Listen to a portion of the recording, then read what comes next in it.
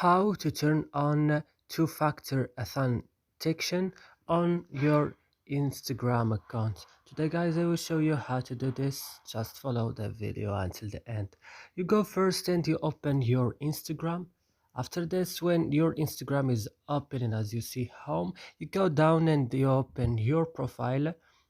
Then you go to this three line, then click, and then go to settings and click again.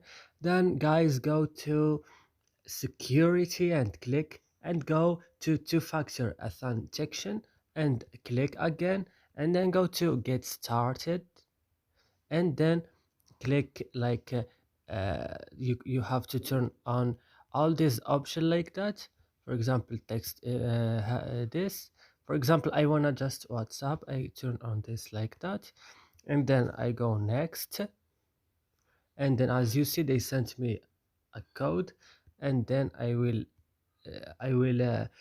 activate this option by following the rules. And that's it guys. I hope this video is useful and helpful for you. Don't forget to like and subscribe in our channel.